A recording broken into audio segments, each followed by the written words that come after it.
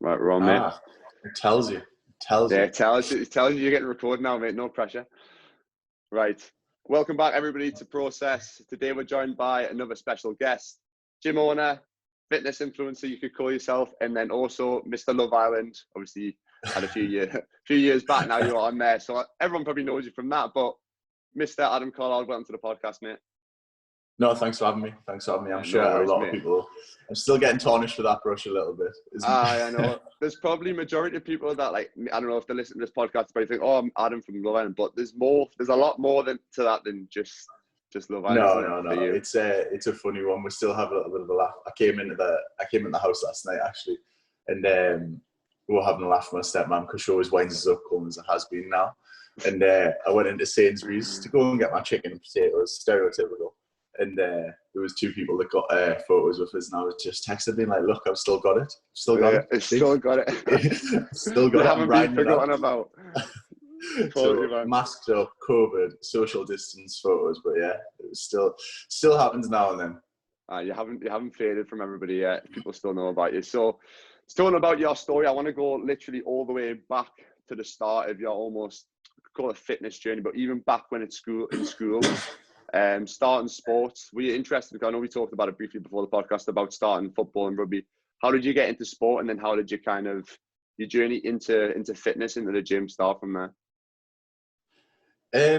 So I mean, I was just a normal kid, and what I would say is my family were like really, they pushed us into everything I could possibly do. My dad and my mum were always very hyperactive at being like, you should try this, you should try that.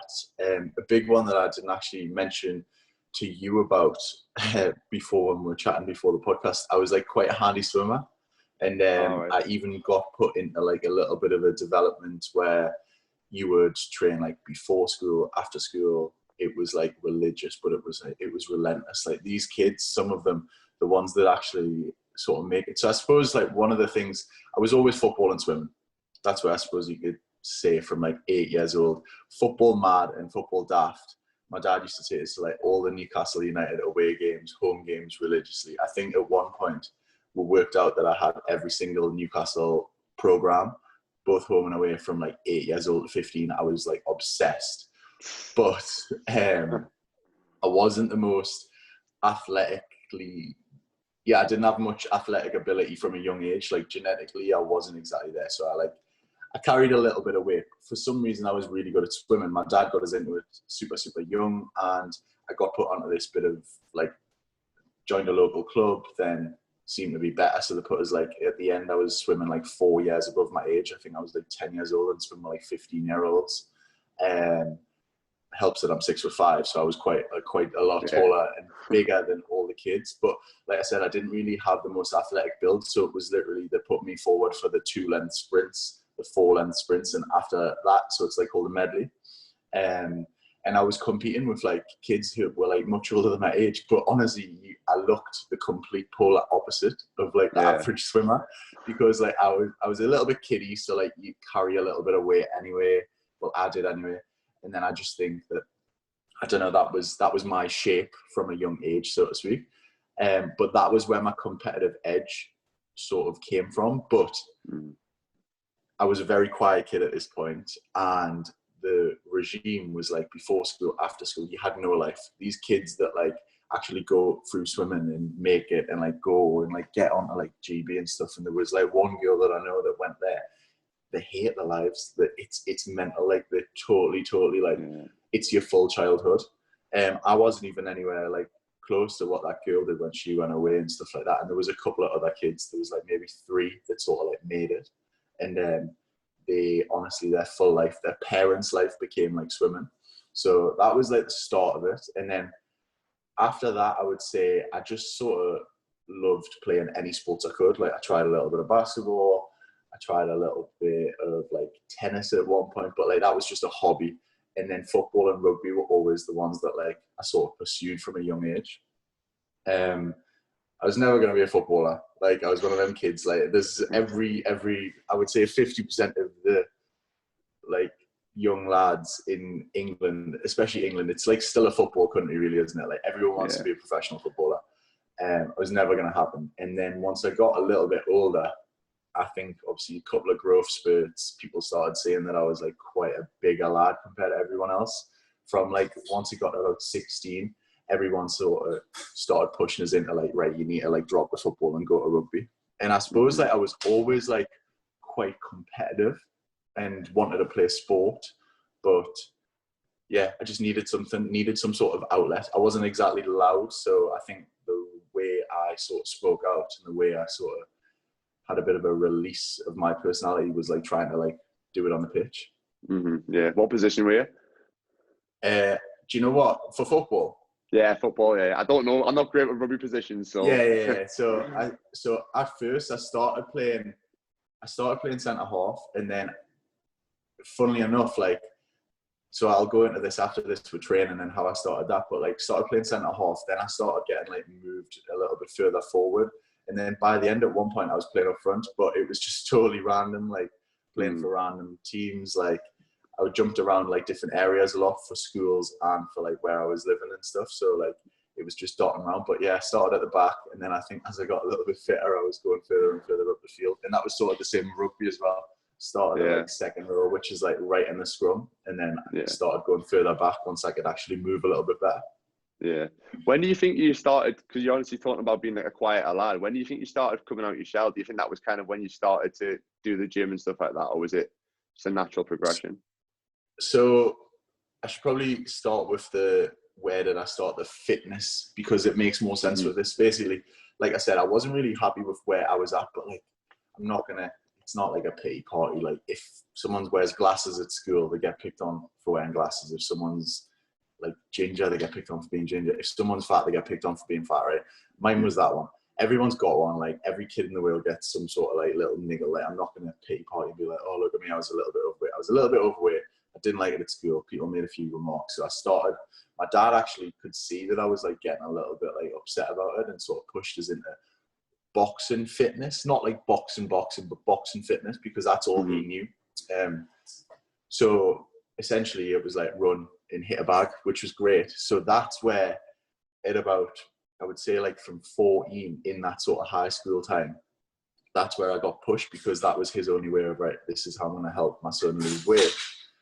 So that's how it all sort of started. And that's as I sort of progressed in that and started getting a little bit fitter, I think that's where the whole, when you were asking what position I was and stuff like that, for like football and rugby and stuff, that helped in turn, like my performance on the pitch there. Well, I've totally went off on a tangent there, haven't I? Don't worry, man. What was it there? And I was talking about confidence and stuff and how it built, obviously. So, like, what I was going to say is when I first went to high school, so I actually ended up getting kicked out of the school that I was at. So I went from a middle school and I turned up to Ponteland High School, which is the high school that I went to. And every person in the full year group was from the two middle schools, apart from me. It was like everyone was in red and everyone was in burgundy, and they were the Ponteland middle schools, and I was in blue. Like I couldn't have stood out more if I tried. It was like, yeah. So I was the only person pretty much who came from a different school, and straight away that sort of segregated us. So I was quiet as a mouse coming in, like didn't know anyone really from high school, and not really the most confident. But like as I sort of went on and as I started the gym, like, I would say like 14, 15 to 16 was like just like boxing and fitness, running, trying to just lose weight, trying to get like skinny as possible, to be quite honest. Like just didn't know anything about like lifting weights or anything like that. Then in that sort of year that you go between like high school and like sixth form, which is like that 16 to 17, that's when the first time, I still remember the first time, like one of my friends was like, oh, do you want to come and like train chest with us tonight in the gym? And I was like, where is it? And he was like, oh, it's just down from school. Yeah, he was like, do you want to come? And honestly, I couldn't bench press. What was it? It was 10 kilograms either side on a Smith machine. And like, I pretty much needed a spot from like 3 reps, which was hilarious, because like the guy that actually took it is like one of my mates. He's still in like my best friend group now, but like he would never ever be seen in a gym now. He was the one person that took me. And like now he laughs because he's like, I can't believe like I took you to like the gym once, like after school on that Monday, because like pretty much just I had like a little group of friends, but I was still like being like, I'm still the outsider, so to speak, like coming from there, like they're all super tight. So I was like, if I start going to the gym with them, because it was like 8 of them, I'll like get in better. Yeah. And he's just like, I can't believe I took you there, because he's the last person in the world that you could see in the gym. You might see him at McDonald's, but no, not at the gym. Alright, so literally, it's weird how like you found the gym was your way to kind of get in somewhere and kind of not only build your confidence but connect with people. I think a lot of people who are going into different environments, like it's the same in kind of like football. Like when you're going from different teams, like it's intimidating. It's even worse when you're a young lad going like completely different environment that you've never been before. You just need to find that way to connect. And like a gym's kind of like, especially at that age, everyone's probably at like similar levels because not many people have kind of done the gym for many years. There might be, obviously, there's always that big lad. Like I think from where I'm from, it's always the farmers. That's what it is around mine. It's always the farmers. Like when we had the little gym at school, it was like we had like a bench press machine and they were just repping it out for fun. And then there's like me, the little skinny kid trying to lift the same weights as them. But like you have a bit of, like, that's how you kind of interact with people and build friendship, I guess. It's kind of a good little a way out. And if you can kind of keep progressing in the gym and stuff and you watch yourself grow with confidence, then you can take that forward into other things. So what kind of happened after school in terms of progressing in the gym and then developing into like starting personal training? What kind of happened after there? So you know what, I've got quite a good tight group of friends who we've always stayed friends through high school all the way to sixth form. And it was a bit weird because like now I would say all of them, apart from a couple, have dropped off and like will never be seen in a gym. And there's only one of my friends who's probably, I would say, really into it. He's actually a PT as well. But when we were in that sort of like sixth form, like college years, like them 2 years, everyone was smashing it. And I got into like quite a good group. They were so much more motivated then, but it was literally like, who can like rep out 5 reps on the bench press, the heaviest, like who can squat the heaviest. Like we all talk about it now, like we were so strong at like 17, 18, like it was at 18 years old, like we were so strong, even comparing it to what I am now. But the body composition and the fitness and like the physique was not there. Like, do you know what I mean? It was literally like, it was full West Side barbell mode. It was like, who can lift the most for 3 reps on squat? Terrible form, shattering your knees, shattering your back. But it was just old school. Like, I think the motivation was coming from like the CT Fletchers and stuff like that. Yeah. But as it sort of went from there, that was all the way through 17, 18, 19. And then once we sort of got like 20 years old, like finishing sixth form, like knowing where to go. And I started PTing like just before my 20th birthday. It all started because when I was in the gym, everyone sort of fell off, and I was the one that like I went home on a night and like used to read like BioLane and Muscle Nation, and used to be like, oh, like maybe we'll try this. And like all the lads would be in the gym and like it would be the same routine. It would be like chest on Monday, back on a Tuesday, legs on a Wednesday, no legs, shoulders on a Thursday, but like they'd all miss legs. But I just started like reading up on stuff, and like I was like, oh, like he's told us to do this, like why don't we try this today? And I used to just like try it out with people. And I remember the first time, and this was the turning point. I was like having a little bit of a rough time with like my parents being like, I don't know what to do. Like, do I do architecture? Do I do accountancy? Do I do business? Like, I went and I applied to go to Leeds, and I actually did go to Leeds for all of 20 days to go and do business and accounting. And the turning point, I came home, and these like 2 like blokes, must have been like 40 or something, like obviously like had their own businesses, used to be able to come in at like 1, 2 o'clock in the day, and they just went, oh, like, we've seen you train loads and loads. If we just give you like 45 quid on the sly in cash, like, will you just train with every lunchtime? Like, obviously, you ask a 19-year-old kid who's like skiving sixth form to do that, like, you're going to snap your hand off. Like, I had nothing else. I remember at the time, I was working in Hollister, the shop in town. Yeah, I was working on that, skinny jeans, checkered blue and red shirts.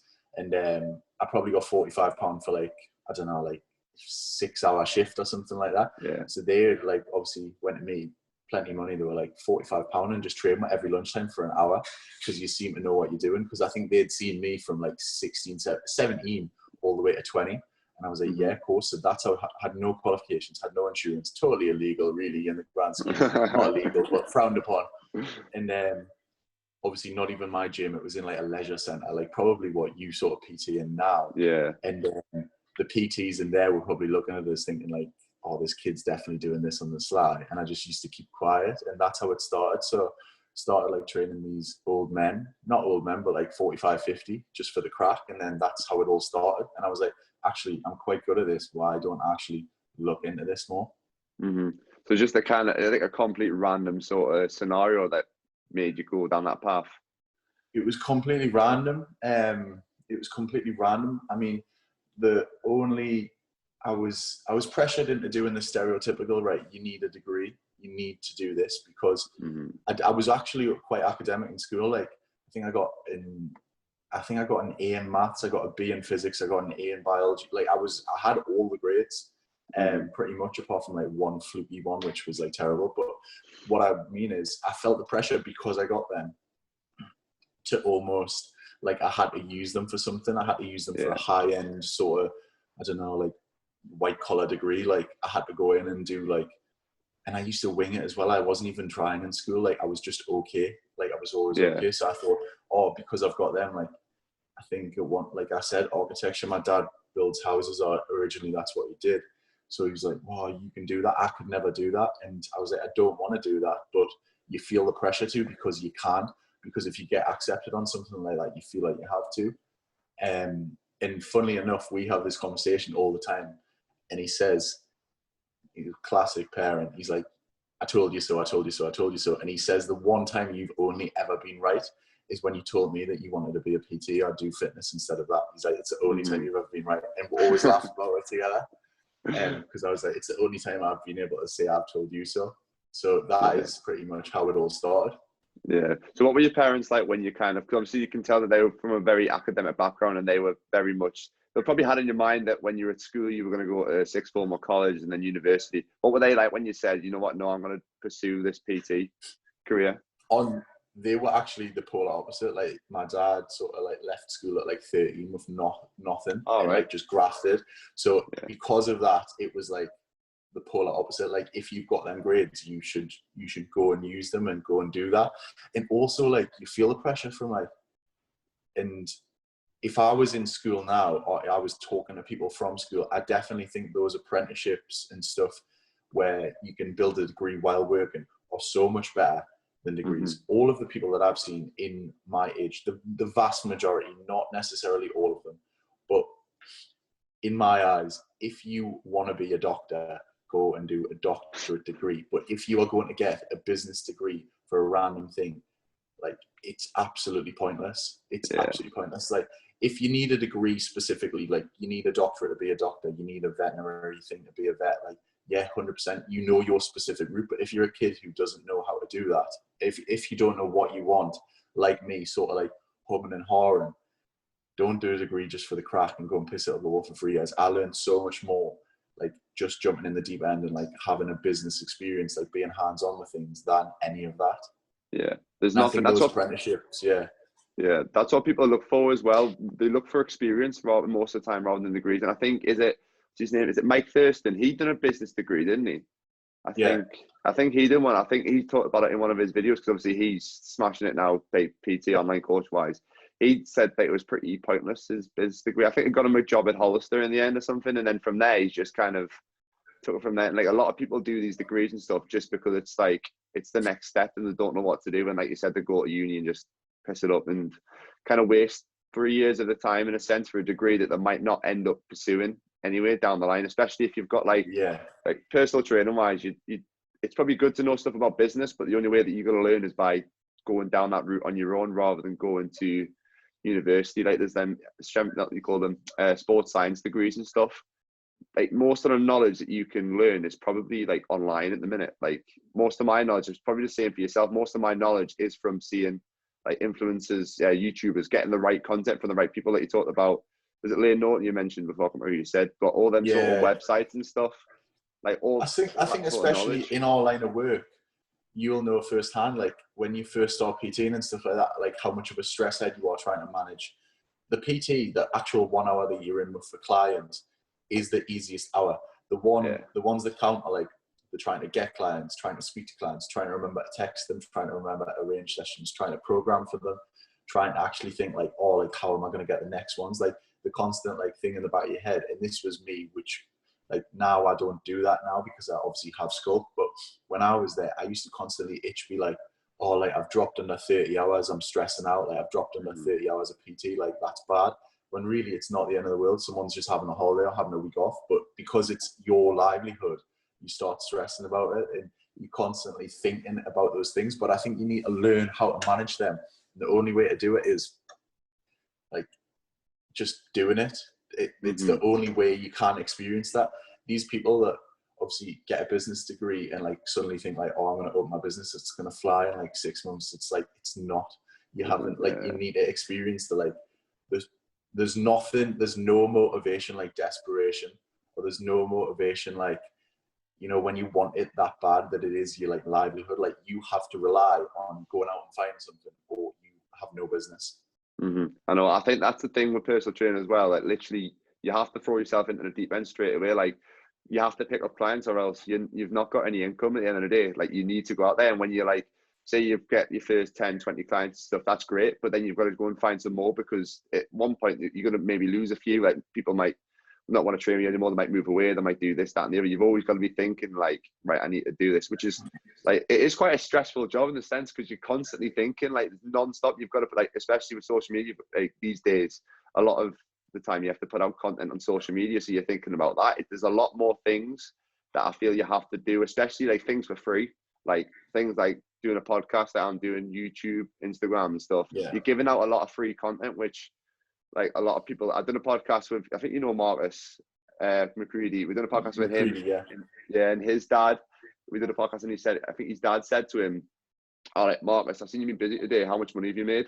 Like, it's a very old school mentality, but he was like saying like, no, Dad, like I'm doing this podcast so I can like provide content so people can kind of link back to me. That there's a lot of things. It's not that kind of like instant money for time like it is in a normal job, which is fine if you want to go down that route and do like your 9 to 5 where you're going to get paid for whatever you do. But like in the self-employed industry, it's kind of like you need to put a lot more hours in doing a lot of stuff for free, so down the line you can obviously keep your money and kind of progress and build up clients and everything down the line.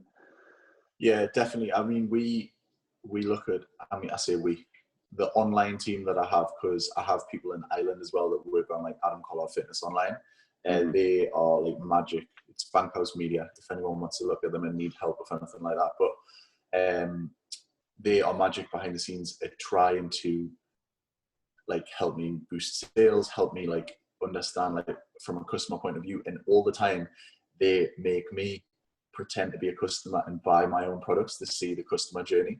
So like yesterday, we all on like Zoom on a call like this, we're like not pretending, like we're trying to basically follow the customer journey and try and think about like giving free content, giving free content.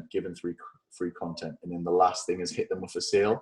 And it's like, you have to do that. I can't remember who it was that said that. It's like, I love all those business entrepreneur pages and stuff like that. I'm really cringy like that. But there is a formula for it where it's like hit someone with free advice, free times, help them with free things. Gary Vee said something like that, I think, like one of them.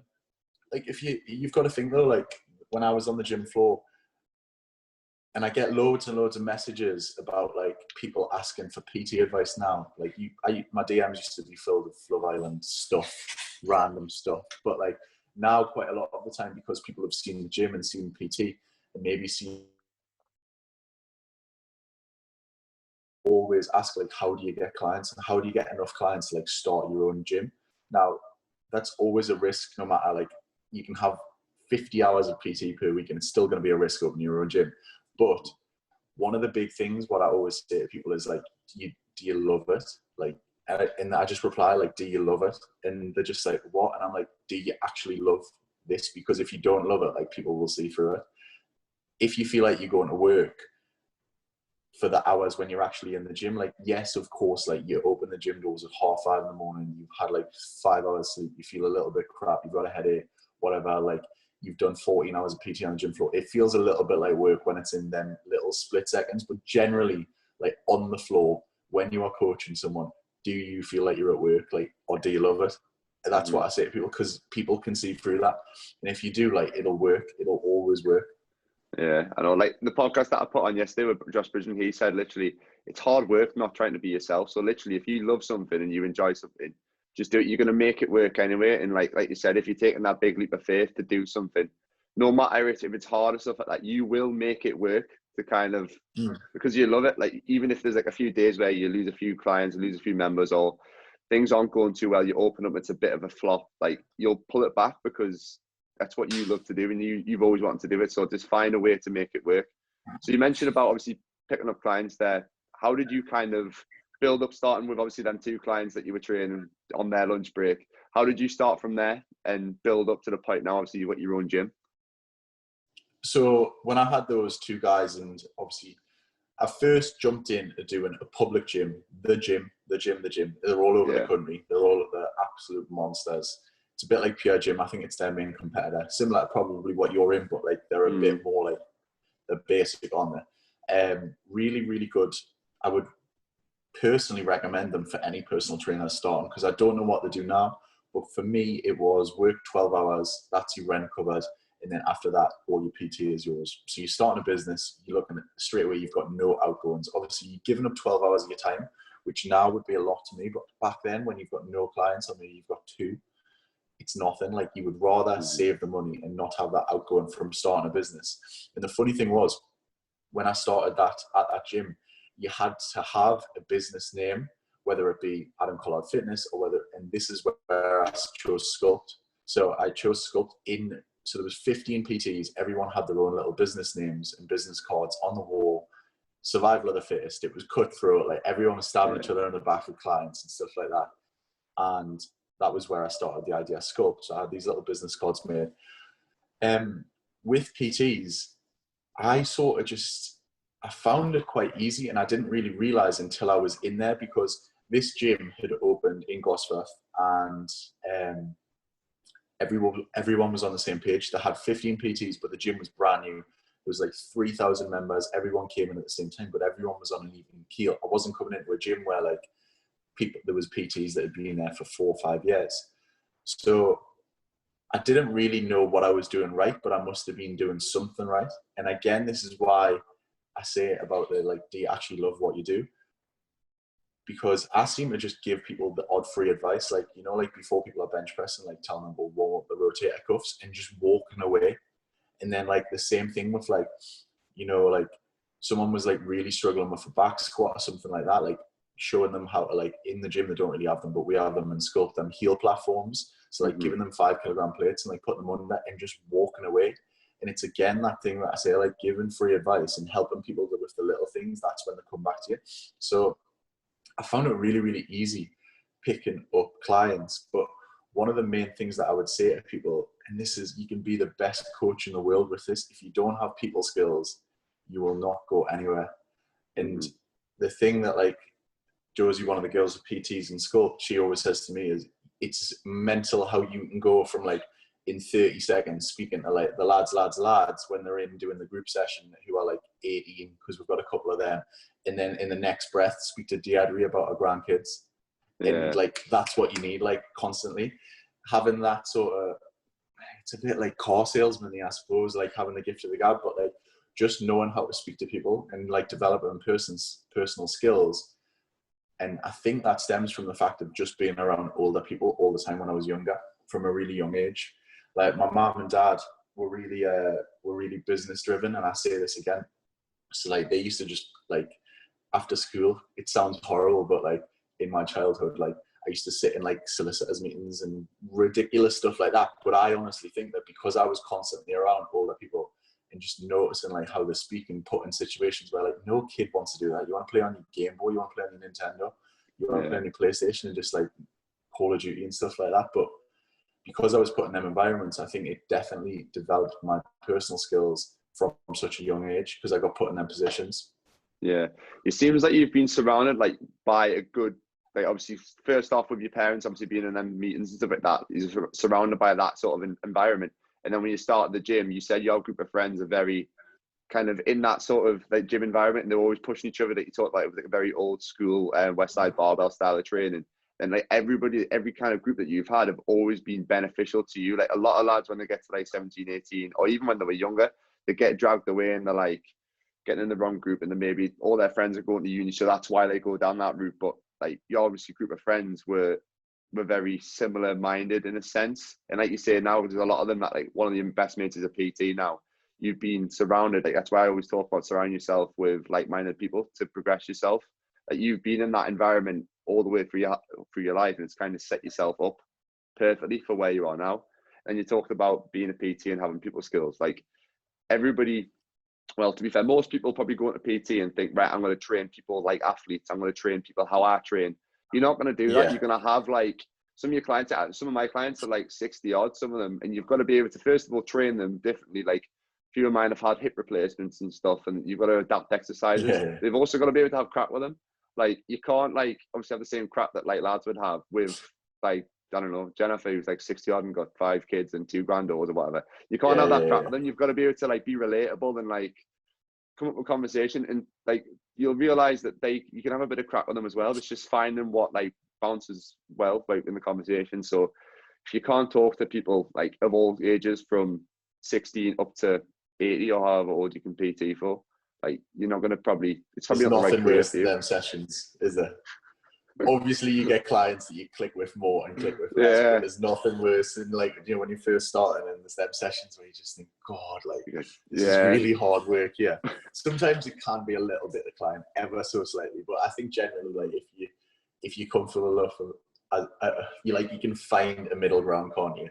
Speak about anything. Something. Yeah. To be fair, I've had clients in like consultations who I've met them. I'm like, God's sake, this is going to be a nightmare. Like, oh, I want 3 sessions a week. By that, I'm like, I'm doing 3 sessions a week with you for this long. But then I get to know them and I do sessions with them, and I'm actually like clicking with them really well. It's weird. Like, so like you've got to be open to any sort of client, especially when you're first starting. Like, you take any client that you get. Like, obviously, with the older the more experience you get, you can probably be a little bit more picky choosy. But like, don't judge people straight away. Like I've done that with a few clients, but now I'm with them, training them 2-3 times a week, and I've been doing it for a long time. We click pretty well, and some of them are like 50, 60 odd years old, but I still click as well with them as I do with like the lads who are around my age that I train. So it's just you've got to have them sort of skills as a PT. So, or else just don't bother doing it, because there is some like scary, like you see the scary sort of looking bodybuilder, old school PTs at the gym who just don't speak to anybody, and they're probably the ones who don't have as many clients. They might get 1 or 2, but like, these 60-year-old clients aren't going to go wherever. Everyone's got their own niche. You know? Exactly. So moving on to Sculpt. So a little question, did you open Sculpt before Love Island or after? Because I wasn't too sure if you did. Did you start there before? So Sculpt was open on April. So it actually was ready to go on April Fool's Day of 2015. And I wouldn't allow it to open because I was super superstitious, and I was like, I'm not opening a gym on April Fool's Day, because so we pushed it back to the 4th. It was the 4th of April. It was just bad timing. So it was the year before I went on Love Island. So we actually, no, it would have been the 4th of April. Anyway, I definitely had the gym for about 8 months before Love Island. Okay, whatever it is, I know that. So the gym was open for a while before then. Obviously, the clients were there, the gym was bouncing, but obviously because of the Love Island and obviously the amount of like financial gain that you can't have after that, I think quite a lot of people think and expect that it was after then. It definitely helped.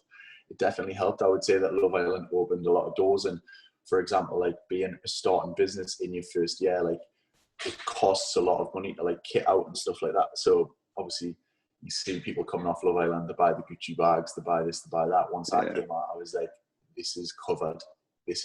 Everything that is like, because I remember when we first opened the gym, I had to like save a lot of money. I had a little bit of help, but I knew that I had to obviously pay it back. And the last thing, I sold my car. I had a nice flashy car when I was PTing, because obviously when I was PTing in the gym that I was before, I was earning decent money, but having no outgoings apart from my PT rent, which in my eyes was nothing. So I had a nice flashy car, sort that, and then got a little Sculpt van, which all the lads will remember if any of my friends are listening. It was absolutely terrible, but it had the Sculpt stickers on, so I wasn't bothered. Cost us absolutely nothing, and that was what got the money for the gym. So yeah, it was a long process of basically I was at the gym in Gosforth, the gym. Then I actually went to Aurora, which is actually the same unit before Sculpt was Sculpt. I wasn't sure if it wasn't, because I've seen pictures of what it used to look like, and I'm like, that's very similar. Yeah. So essentially what happened, so I know Mike Thurston very well. He essentially started a business venture with another guy, and that was what Aurora was. Now, to summarize a long, awkward situation, I think they just had different views and different approaches, didn't really work well. And obviously Mike was smashing it online, and I still have a good relationship with Mike. And I think he just wanted to cut the cords, because why not? Like, if he was doing all the work and he was doing really, really well, and other people were holding him back, like, why not? So we were actually all really, really tight. And this is another thing why I think that I developed quite fast and quite well as a PT, but also as an athlete, I suppose you could say, because like Mike was 27, I think Lauren was 27, 28, Brad was 27, 28. Like, they were beasts, and like I was 19, 20 going in that. So they had like 7 years on us. Trying to keep up with them at 20 years old, like, will build some muscle very, very quickly. So we were all in that little gym. It was a unit. It was nothing at all what like Sculpt was now, because it was just empty. It had a few little bits of kit.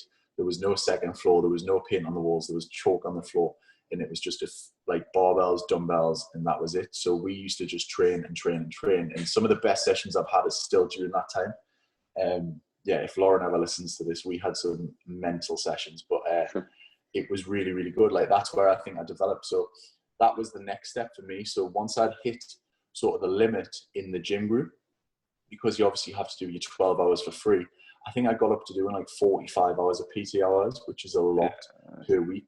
And on top of them 12 hours, I was like, look, I can afford the rent somewhere now. I need to jump ship and I need to go somewhere.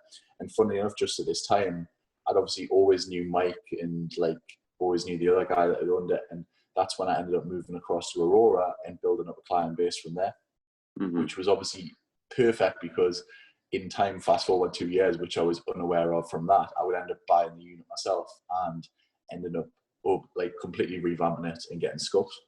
Yeah. So it's just a natural progression. Like, 45 hours in the PT is a lot. So you literally just transfer all your clients over to Aurora, and then from there, I think like the majority of them were happy to come over, but a lot of them were intimidated as well. Especially when you first saw the like bus lot standing there in Aurora, it was quite an intimidating gym, because it was just an empty space. Like, it wasn't really the most aesthetically pleasing, but we were all standing there. But honestly, our clients were so varied, and I think this is the thing. Like, when people see Sculpt and I always say to the PTs, remember, like, if you are wanting clients, like, I care about how cool it is you can walk on your hands and like you being able to do muscle ups, but like Karen, who owns the hairdressers, who's going to pay you an absolute fortune, is probably not. Like, teach her how to like lose a few pounds and feel good while drinking wine, she'll be fine. She will be happy with that. So, and this is the thing, like, I think sometimes you need to disregard your personal goals and your personal views to understand why someone wants to just look good in a bikini on holiday, or just wants to. Some people can't run with the kids, like can't run with the kids these days. That's their goal. They want to be able to do that. Like, they can't keep up with that anymore, because they've let themselves go for years and years, funny enough. And this is the thing, that is their personal goal. So you've got to apply yourself to that. And I think that's what I got when I went from gym to gym to gym. Obviously, the gym in Gosforth was really good because it's so varied. All of those 3,000 members or whatever it was were all ages, all different demographics. Then obviously when I went to Aurora, it was quite nice, because every client that you got in there, if you got them to go there, you could tell they were serious. You could tell that they'd already in their head, like, mentally been like, right, this is the time where I'm going to go, because you can't walk in it from the street. Like, it's an industrial estate. And this is the good thing about Sculpt as well. Like, as much as you don't have footfall, when you do persuade someone to come through the doors, I would say 95% of the time, they will be with you, or they will sign up during a consultation, because they've already mentally prepared themselves to be like, right, this is my time. I'm going to a serious place, and not a serious place in the sense of like there's no laughs and there's no carry on, but these people know what they're doing. I've came here for a reason. I can't get away with anything, because you're in there because you know you're with a coach and it's time to work.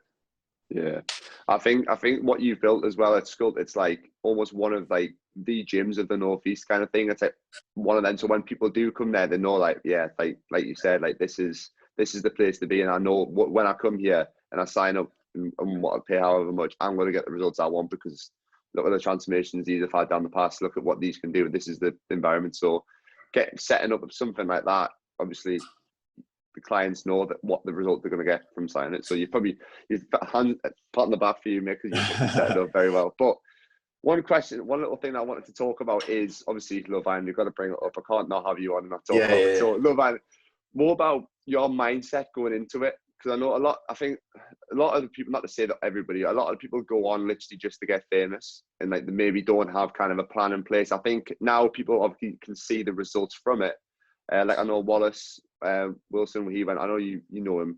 So I think he went on, I think he had the same sort of mindset, probably to yourself, in terms of like business related, wanting to grow his business, because his business dynamo is obviously I've looked at his page and stuff, it's set up very well.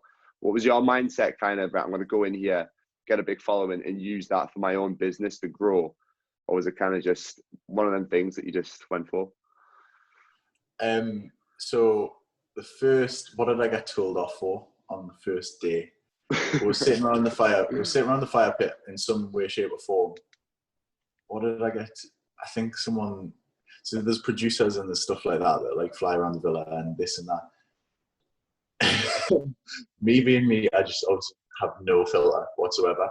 And it was basically like the first day when we were in the villa, and it was like, oh, what are you here for? Like, I think the girls were asking the boys something like, oh, what are you here for? Like, are you like here looking for a relationship, or are you just here for a little bit of fun? Like all that cringy stuff.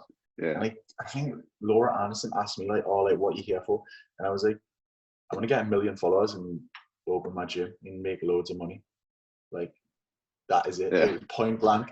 And like I think like everyone was like everyone looked at us, and I was like let's not be stupid here, right? If you're staying here for more than 4 weeks, we've seen it happen before. And I will say this to anyone, and anyone who says they're not on there, apart from Dr. Alex, I genuinely think Dr. Alex, right, was there to fall in love and live happily ever after, and it didn't happen to them. But apart from, I don't care what anyone says, everyone now going on that show knows that what the outcome is going to be if you stay on there for a few weeks, right? I had an 8-month-old gym, something that needed a little bit of a more push, right? What is the easiest way to do that and produce an online sculpt business as well? Go on and get at least 500,000 followers, like which obviously I ended up doubling. And then it gives you a platform. Everyone knows about sculpt now because I don't shut up about it. And because I don't shut up about it on that social media, like there's people in London that know about sculpt. Before that point, no one would have knew about sculpt apart from my friends or my personal circle. It was so easy. And funnily enough, I had a little bit of a tiff within the family just before I went on, because they were basically saying like, you're doing well, like the gym's bouncing, like you're making this much money, and like through PT, why do you need a show to do this? And I was like, because we don't understand the bigger picture. Like I've had messages now from people saying, why don't you open a sculpt island? And I've had opportunities like that. I've had meetings about it. I've had an opportunity to be like, a girl messaging us the other day just off the cuff being like, oh, please, like a girl messaged the Sculpt Instagram, not me, saying, why didn't you open Sculpt Leeds? Like, I know it's just a random comment, but before that point, nothing would have happened. And I preempted that. Like, I knew that was the case. I did not care about any single one of them girls in falling in love. If it happened off the cuff, right? And funny enough, I was with Zara after the show. She was all right. We had a little bit of a good time. And it was actually genuine at that time. But did it happen by accident? Yes. I couldn't care less about any of that. The only thing I wanted was a social media platform to boost my business, to produce the online business and everything else. And anything else other than that was a bonus. And the bonuses were, I made some really good friends like Jack Fincham, Sam Bird, Josh Wes, Charlie, Samira. Like, I absolutely love them a bit. Like Laura Anderson, like they are class. They were the bonuses. I made some friends that I will always be friends with for life. Texting me last night. like all of them, and obviously came out with Zara for a little bit and then went absolutely horribly wrong. But apart from that, like it was fine. Like that's what I went in for. I had a plan from day one. There was no reason. The only reason I went on the way I went on to start with in there is because, one, I was put in positions that I had no choice of being in. Okay, because you are in a bed literally 6 inches away from the girl that you've argued with the night before. But also, I knew how to keep myself on camera. Like, the more of those little provocative sort of irate situations, them arguments, those things when I annoyed all them girls, kept us on camera for longer. And then what do you know? You come out, at least I did 6 weeks, and I think like I came out with as much of a following as the people who did the full 8 weeks at one point, and like that's all that matters. Yeah, because you knew what to do to get that following. That's literally the thing is with like TV shows like that, any sort of thing like that, you need to literally get your face out there. And I look at people who are like doing stuff on there, and people are like my girlfriend, I'd watch it with, or someone, she's like, oh my God, I can't believe they've done that. I was like, I know exactly why they're doing that, just to get on camera. Like, they're probably not like that in person. Like, they might like go and kiss someone else or like say something off camera, like when no one's looking, kind of thing. But it's like they're gonna get airtime, and then people are gonna be following them and stuff. It's just it's kind of sad that that's the way the world works. But mate, it was like a bodybuilding show, like in a really, really, really novice way. I just went on there thinking like, if I am the guy that is in shape on that year, because obviously you don't know who's going there, it could have been somewhere. But I thought, if I get myself in the best condition I'm in and like look like that guy, everyone will come to me for fitness advice after. And like that's what I did. And like made sure that at least a couple of times, as much as what I could, I was caught in the gym, like on camera. Like obviously we only had like 4 dumbbells and a pull-up bar, but at least like I think on one time I like PT'd Ellie Brown when I was in there, and like it got caught on camera. So like there you go. Yeah, it's just advertising yourself all the time. I think you were one of the first people I've seen on Love Island doing like CrossFit style stuff as well. I think you were doing like, you must have been doing like an email where like you're doing thrusters or something. Somebody mentioned that you would do, I can't remember what it was, but I remember seeing it. But like that's like something different, because most of the time everyone's just doing curls and bench press and push-ups and maybe some pull-ups and stuff. It's like something a little bit different that kind of, people say, oh, what's this he's kind of doing? So kind of sees the opportunity pretty well. And also the fact that obviously you're going on there and you're going to get loads of followers. You're almost skipping out what would probably take, well, you probably maybe wouldn't have got to that point, never say never, but it would have took years and years and years and years to build up that much of a following. Like, I think when to get that much of a following naturally, I don't think you can do it naturally unless you're pretty much famous, or you're like, I don't know, Cristiano Ronaldo's PT or something like that. It's like you've got to be something big. The funniest thing what you mentioned there is obviously all the people in there, you learn who can like train properly and who just trains for the mirror. And so Frankie Foster's the most undercover beast. Like he can really move well, and like not he didn't get that much airtime. And I think there's a lot of people where their like physique can outweigh their fitness and their strength, but Frankie's the other way around. His strength and fitness can outweigh his physique sometimes, and the boy can really, really move, and he is strong. And funnily enough, you say about that, we ended up doing, I think it was 17.1, which is like an open workout, and but we actually did it one day when we were bored. I'm pretty sure. Like, I think he had a little bit of an argument with Samira. It was just me all the time, wasn't it? So we actually did 17.1 in the blazing heat next to the swimming pool, and it was like ridiculous. So it was quite funny, actually. Can you remember what was the workout? I think I hope I've got this right, the 50 dumbbell snatches, the 15 burpees over the dumbbell, 40-15, 30-15, 20-15, 15-15.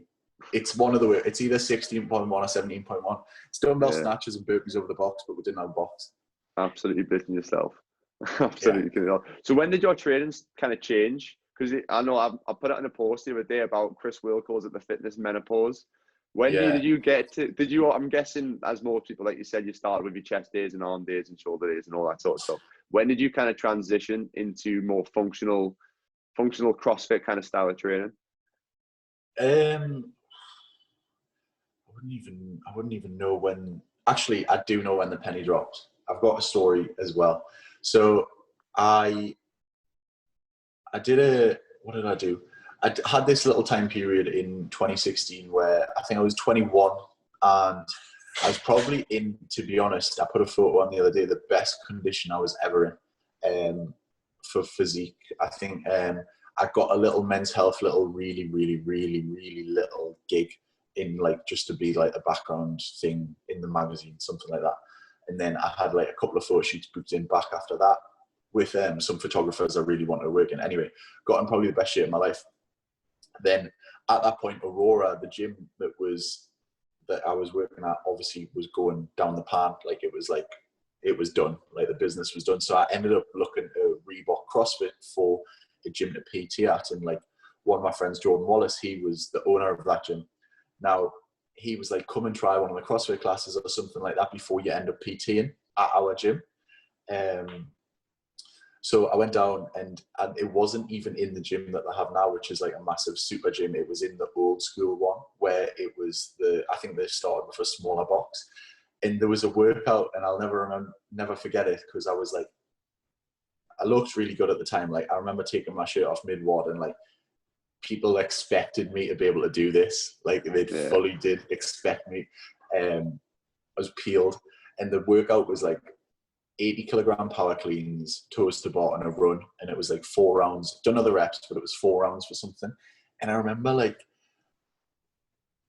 doing the power cleans, and it was pretty much a deadlift and a reverse curl, but I managed to do it because it was maybe like 6 to 8 reps, something like that, nothing mad. And then getting on the toes to bar, and this woman must have been in her 40s, and she smashed the very living daylights out of me on toes to bar. And then on the run, I was paggered, because all I'd done for all of that time, for like 12, 16 weeks of like prep, so to speak, was like incline walks for 40 minutes in the morning. And I remember that like 2 rounds in, I was like, this has got to be different. This has got to be different. And there was a kid in the gym who was one of their like athletes, and he looked the same as me. Like at that time, like I was really like, I was conditioned a bit. It's like I was peeled, like looked great, and he pretty much looked nigh on like the same as me.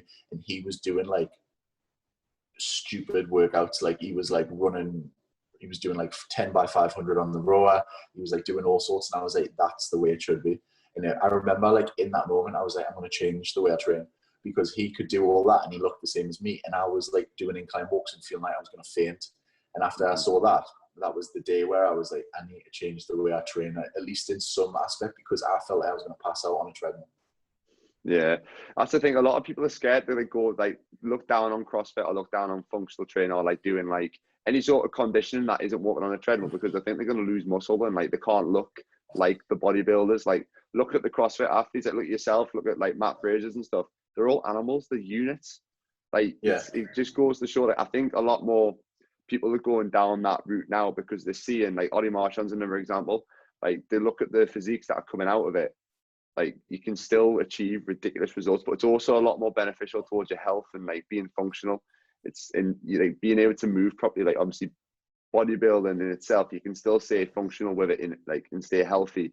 But I think using this kind of a bit more conditioning aspect into training probably is a lot more appealing. And I also feel a lot better by doing that sort of workout. Like you get a much bigger endorphin release at the end of a tough like CrossFit workout or conditioning session. Even if you get some bodybuilding in it, like then you do than just doing like 4x10 bench press, some pull-ups, some shoulder press, and then some curls. I think everything has its place, but for me and you, especially coming from like a sporting background, like whatever level to whatever extent, it makes you feel good when you're competing. And if you can have you put a clock on a wall, it makes people feel good because they feel like they're working for something. They feel like they're working against something. If you want a competitive edge in training, like I understand why powerlifters want to powerlift, because it is competitive. You are trying your best to get that 1 rep max or something like that. Like I totally can relate with that. I'd never want to be a powerlifter because I don't think it's my style, but like I totally understand that. And this is where like CrossFit builds a massively good community, because they can compete in a very, very local, mediocre level, like every week. Whereas like bodybuilders can compete for 1 day in a full year, or maybe like 2 or 3 if people are doing back-to-backs, but you can't really like do any of that. And I think that's why I wanted to do something like that, because I wanted to chase numbers. I wanted to chase like workouts. You have a little bit of crack, like, you know, the boys, the PT at my place now, like it's already started now. Like we're giving each other little trash talks here and there on certain exercises and having a little bit of a laugh. And like, you've came in our place, like it is good crack, like it's better and it gives you something to work at. Yeah, people need a bit of that. And I also think that like people are so like, I get so many messages, and honestly, every time I put a Q&A on my Instagram, it's like, are you a bodybuilder or a CrossFitter? Because you can sort of like see both. And I'm like, bodybuilders need more CrossFit in their life, and CrossFitters need more bodybuilding in their life, and they both need more powerlifting in their life. Yeah. And that is the full extent of it. Like, all three of those things does not have to be a separate thing. Like, you do 4 sets of 10 on a chest press, or you do 4 rounds for time with 10 chest press, 10 calories on the bike. Are you a bodybuilder or are you CrossFitter? Like, how do you answer that question? Like, it's stupid. Like, it really, really is stupid. Like, you should train absolutely everything in every domain. And I think that is the ultimate way to stay in condition year round and like feel good, healthy. Like, I used to, and there's another friend of mine, I'm using a lot of people as reference, but like, he's a full-time bodybuilder, like a couple of years older than me, but like, go to the Merit Centre, which is like a shopping centre for anyone who's listening here, but go to a shopping centre and he's out of breath walking around like the shops. Like, you've got to look at yourself once you get to that point. And unless you are going for like the very, very top end of like elite bodybuilder level, or like, you can't be doing that really. Nah, you can't live. It's not a healthy way to live. And like, two good things as well I was going to point out about CrossFit, which are, well, even you don't have to define it as something. I think it's bad when you have to define yourself like, I'm a CrossFitter, I'm a bodybuilder. Just train and exercise, do whatever you feel good. You don't have to define. If you mix things up, one day you do a chest day, the next day you're doing a CrossFit workout. It doesn't really matter. Just whatever you enjoy. But like you said about the community aspect, you can also progress and regress the exercises to like suit you. Like, you don't have to say someone's snatching 150 kilograms or something that over there, like we talked about, like your 60-year-olds or something, you can regress it and just do like a simple 10-kilogram dumbbell snatch or something. It doesn't have to be the same workout. And also the best thing about it is you can eat a lot more food, because I to be fair, I don't track that. I track a little bit strict sometimes at my fitness pal and stuff, but because you're obviously doing bodybuilding stuff and you're doing conditioning, you're going to be burning a lot more calories than if you're going in and just doing a purely bodybuilding workout, and then you have to walk on a cross trainer or walk on a treadmill on an incline for 45 minutes to burn the same amount of calories. Like, you can get that 2.5 hour workout, burn the same amount of calories in like half an hour, 45 minutes, which is another reason. I enjoy my food too much. And I think you're the same, to be fair. Yeah, and this is why, I mean, I love my food, and I mean, I'm easily putting away 4K a day and not even seeing any sort of change in my weight. What I was going to say is, like, with clients especially, this is another thing.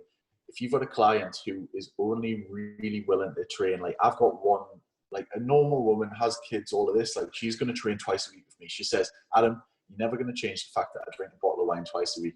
You never, like, I'm only going to train with you twice a week, and I'll probably run once. Like, why are you going to do like a chest or a push session on one and then a pull session on two? Because you know she's never going to fit in any legs. Like, you've got to get some sort of full body structure, and you've got to look at the client from like what they're going to do. She's really, really honest with me, and she says that. So I'm going to program her and train her to suit her lifestyle, because my job is to try and get her in the best shape possible for her optimal given time. And I think this is the thing, like, you will look insane if you do bodybuilding training, if you have the time to give to it, if you can give the monk life of like waking up in the morning, doing fasted cardio, doing bodybuilding on a night, and doing it 6 days a week with one rest day. But like, if you can't give up that much time, why train like one? Because you're never going to look like them with that. It's funny, I have a membership at like Men at Work, which is like a pretty hardcore bodybuilding gym as well, because just I like it. I can switch off from work sometimes in my gym, and I probably only train there, like, I don't even have the membership anymore, but I used to train there once a week just as a bit of a mental outlet for me, because I didn't have to speak to anyone when I was training like I do in Sculpt, because quite a lot of the time I can't get slowed down. Anyway, the guy there was like, it's funny because all the young lads like see the big bodybuilders in the gym and coming in twice a day, and they only come in once a day, and they choose to do the incline walk session instead of the upper body or the lower body session, like, or like do the push pull of legs. Like, they come in and match them and be like, oh, I'll do the cardio. Like, you can do that anywhere. Like, if you're going to do one of the sessions, if you've only got an hour to give, do the strength and hypertrophy session rather than doing the like incline walk. You can do it anywhere.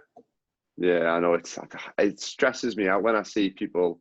I think Ollie Marchand said something. You listened to the podcast with the Modern Wisdom one that Ollie Marchand one. He was like, Yeah. bless them bodybuilders who do 45 minutes on the incline treadmill. Like, just add something in more functional, and it's going to be better. And like you said about, like, say you've got a client you can only train with you twice a week, and they want to still fit in a bottle of wine at the weekend or 2 bottles of wine, something like that. Like, you can make it work around their lifestyle. Don't say to them, no, you have to eat chicken and rice every single day, train 5 days a week, and do treadmill walks every day. Like, make it flexible. Like, you don't. If you can make it fit around their lifestyle, they're going to continue it for longer, rather than like do the sort of the diet thing where they do it for 5 weeks and then they sack it off and put all the weight back on at the end of it. Whatever's going to be maintainable for longer, like, it's going to work best for them. But I think the industry's going there as well, because I personally think that some clients and some people I speak to, like, they don't actually believe that I do what I do, in the sense of, like, they think like, nah, he's got to be like, I bet he's boring. I bet he like stays in the house. I bet he just eats chicken and like, cause I used to be like that. Cause like I used to be in that mindset. And like, honestly, people will still struggle to believe that like you have changed your ways as well. Yeah. Like, nah, you don't do that. You definitely do that. And that's like, if people don't believe that, to be fair, I should probably start posting a little bit more. Like, I do eat a lot of things. Like, so my mum came in the other day and she had a friend's round. There was loads of muffins left over from, I had about 2 of them. It's like, I should like to be being more open about that sort of stuff. And like, people do look at like people on Instagram and think, like, oh yeah, he must be eating the chicken and rice. He doesn't have a Domino's at the weekend. He doesn't have burgers or go to Five Guys or eats biscuits with his cup of tea. Like, he doesn't, like, but we do. Like, it's just, we fit it in. We don't obviously hammer it all every single day. It's just we fit them in, and we also train hard at the same time to kind of doing it. We all right for time for one more quick little question? Yeah, of course. So I wanted to just talk about, obviously, there's a lot of, obviously, you got 1 million followers on Instagram, you are on Love Island, you've got a gym. Do you feel a lot of pressure, first of all, maintaining it and also keeping up kind of that persona? And like, you're a big influence on a lot of people's lives, like on Instagram, obviously, people do look up to you kind of thing. Do you feel a lot of pressure, obviously, having to deal with all those different avenues? I think that I got lost when I first came out to Love Island a little bit in trying to please everybody. And you said something about what Josh Bridgman said the other day, for example. I thought that like I had to look like I was like rock star party boy / fitness influencer / like being good with kids, so to speak. Like, I felt like I had to hit all these niches rather than just being me.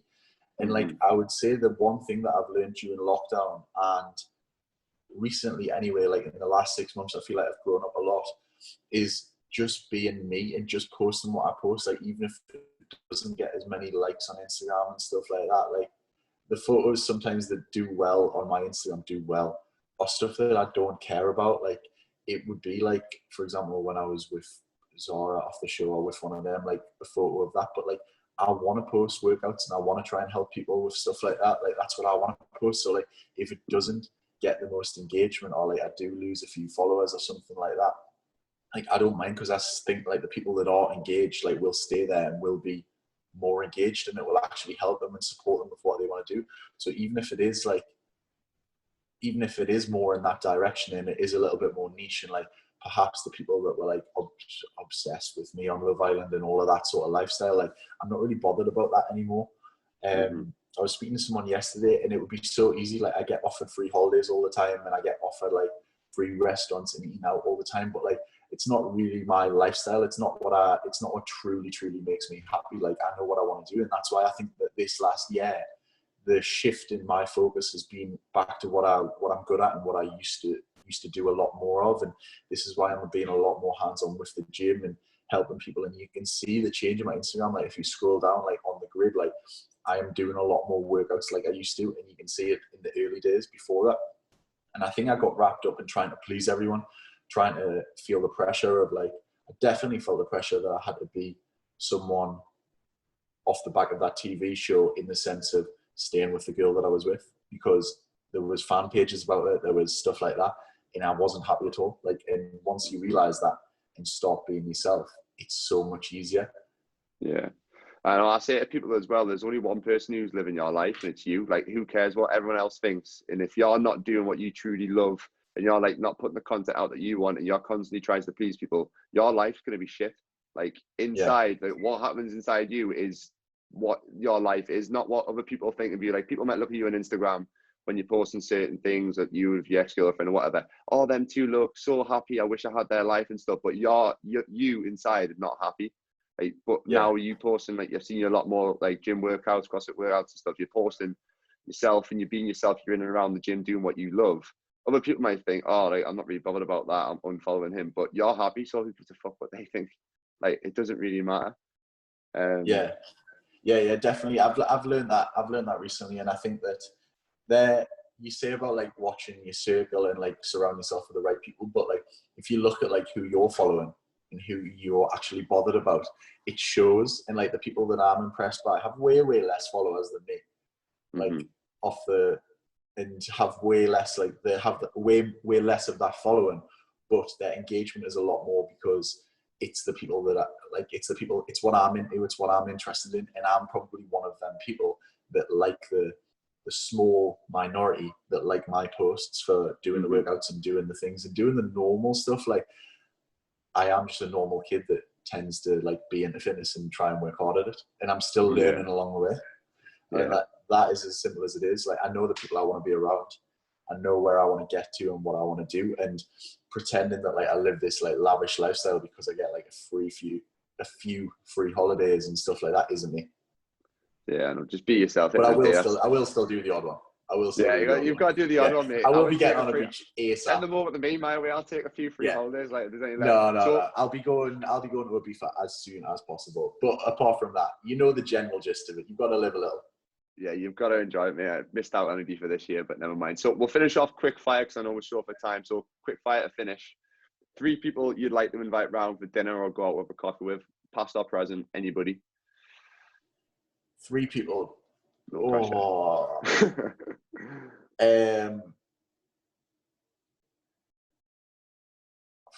God, that is a hard one, isn't it? Yeah.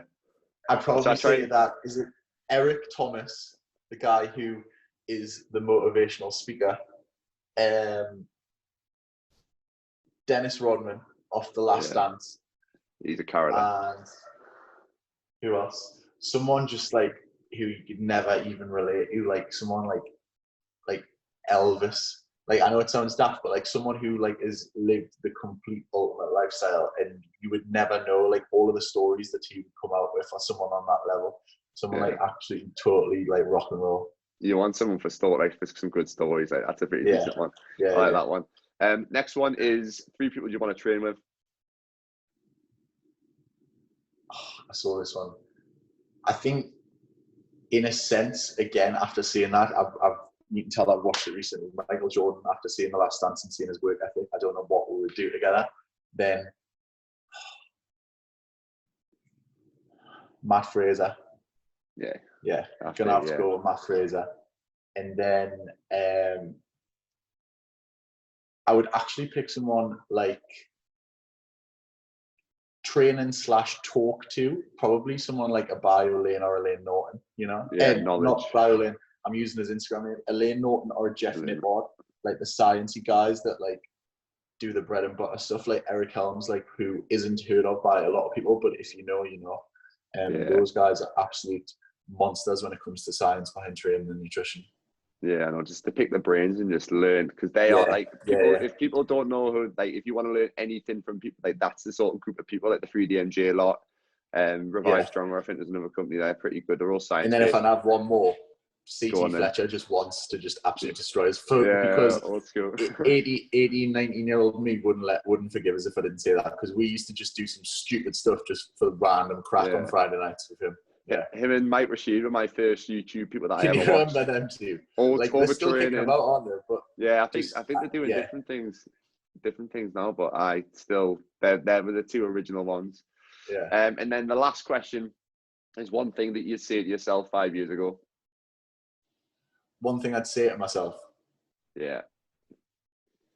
For me and for everybody else, like, just believe in yourself and trust the process, because I used to get so stressed out not trusting in my own ability and just enjoying the process of like, it's not good when you get there, and when you get to your goal, it's good on the way up, you know? Like the best part about sculpt and everything like that was getting it. Like was getting the build up in the last few weeks up until that, and like sort of like the ride now. But like when it's like, yeah, and it's the same with physique and stuff like that, and like training, like once you like feel like you're in your best shape, you're not even satisfied anyway. It's the like going to it like the last few weeks where you're buzzing. Yeah, there's a few plugs of the podcast that I think process was said 3 times. I'm happy with that. Nice way to finish, mate. I'll put your Instagram and everything in the bio so everybody can click on that. But it's been an absolute pleasure, mate. Thanks you very much for coming on. I appreciate it. I will see you very soon in the gym. Yeah, so no, I'm definitely going to come around. I think next week we're coming round, so that'll be a good one. Sick.